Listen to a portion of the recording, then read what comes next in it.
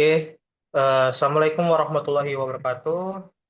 Selamat pagi, siang, sore, malam. Kami dari kelompok PBLAN 202 dengan judul PBL yaitu Komik Cerita Rakyat membawakan adaptasi cerita rakyat atau dongeng lancang kuning ke dalam bentuk komik.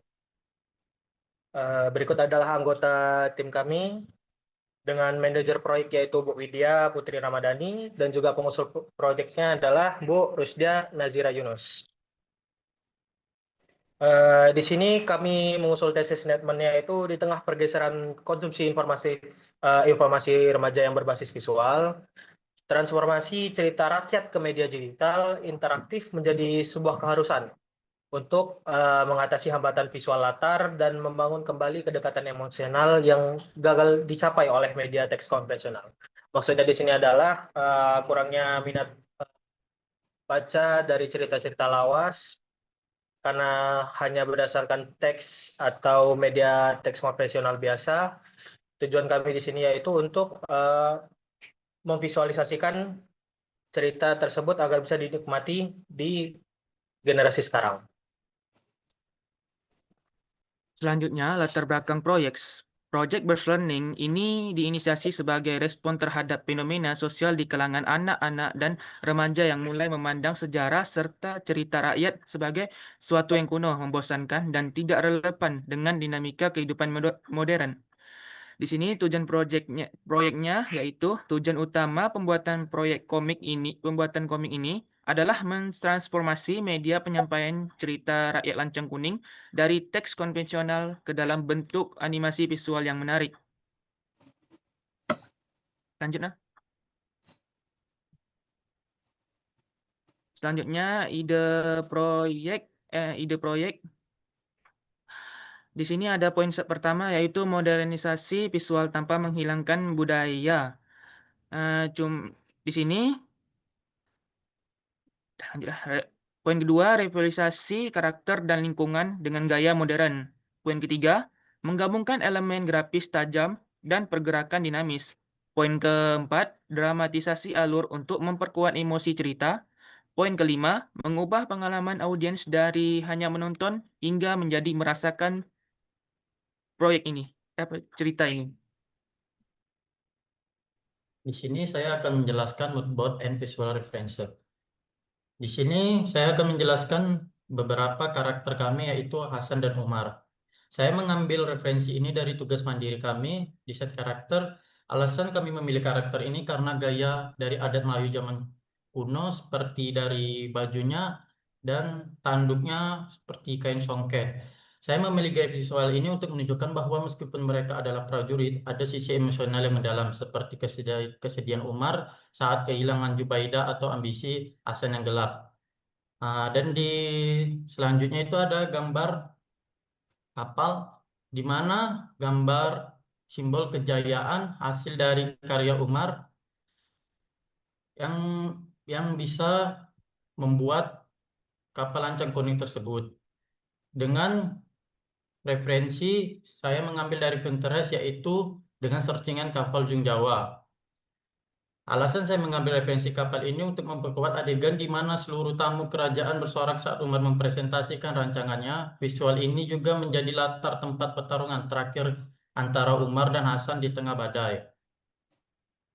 Dan ada gambar Sigasana, gambar aula yang megah mewakili aula kerajaan tempat Datuk memberikan perintah dan tempat perayaan hari jadi kerajaan. Dan di bawahnya itu ada gambar di mana rumah si Umar. Gambar rumah kayu sederhana mewakili rumah Umar, tempat Hasan sering mengunjungi Jubaidah secara rutin hingga akhirnya terjadi konflik penolakan cinta. Dan kami menggunakan beberapa palet warna kuning dan emas melambangkan warna suci kapal lancang kuning dan kekuasaan Datuk.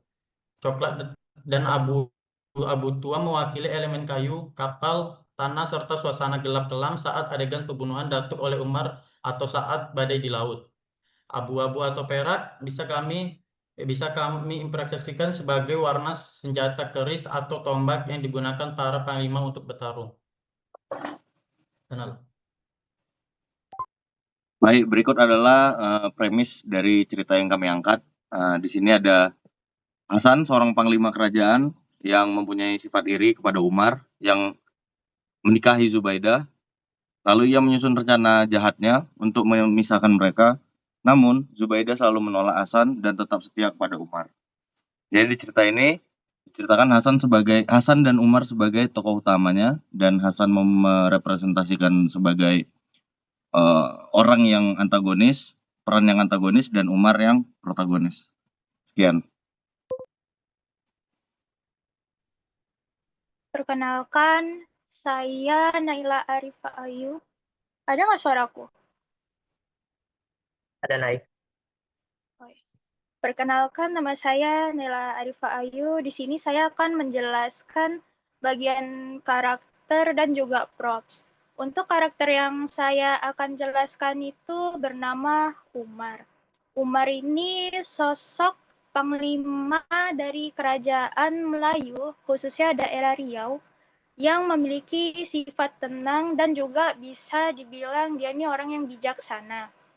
Untuk pakaiannya sendiri ini dia menggunakan pakaian Melayu dan juga ada tambahan songket juga tanjak yang didesain khusus memiliki motif pucuk kerbung. Jadi pucuk kerbung ini khas dari daerah Riau. Untuk di tengah pinggangnya itu kalau nggak salah namanya pending. Jadi pending ini kepala tali pinggang yang digunakan sebagai properti untuk baju Melayu. Dan keris yang dipegang Umar ini sendiri akan digunakan sebagai pajangan di pinggangnya si Umar. Selanjutnya untuk props. Yang pertama itu propsnya ada cincin. Jadi cincin ini tuh cincin nikahnya Umar dan juga Zubaidah. Yang kedua ini ada pin. Jadi pin ini akan dipasang di tanjaknya si Umar dan juga Hasan. Pin ini identik dengan bulan dan juga bintang khas Melayu. Dan yang terakhir itu ada pedang. Jadi pedang ini bernama pedang Jenawi yang biasa digunakan khusus panglima kerajaan Melayu dari daerah Riau untuk berperang. Biasanya pedang Jenawi ini panjangnya sekitar 1 meter. Selanjutnya, Marsha.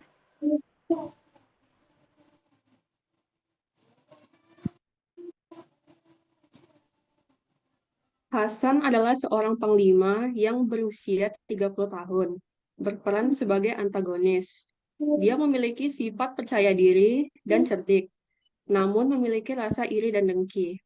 Pakaian yang digunakan Hasan merupakan baju Melayu merah sebagai simbol kekuasaan, dipadukan dengan songket coklat yang memberikan kesan stabil dan menunjukkan identitas Melayu, dengan coraknya yang disamakan dengan karakter Umar. Untuk props, yang pertama, ada tombak. Tombak yang digunakan yaitu adalah tombak umum di Indonesia. Dan terdapat kain merah terlilit untuk melambangkan ambisi. Kemudian ada pipa rokok yang menggambarkan Hasan yang percaya diri, dengan corak emas yang menggambarkan kelas dan status. Yang terakhir ada keris yang menggunakan pegangan berupa kepala gagak dengan mata merah. Gagak identik dengan kecerdikan, sedangkan mata merah melambangkan karakter yang memiliki sisi gelap. Dan sarungnya melambangkan status.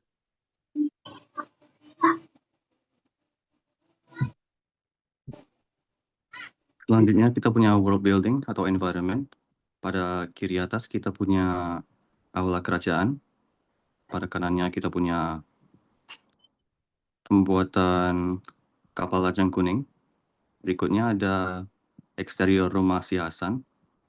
Di kiri bawah kita punya eksterior kerajaan. Dan yang terakhir pada bawah kanan kita punya zoom in singgasana si Datuk.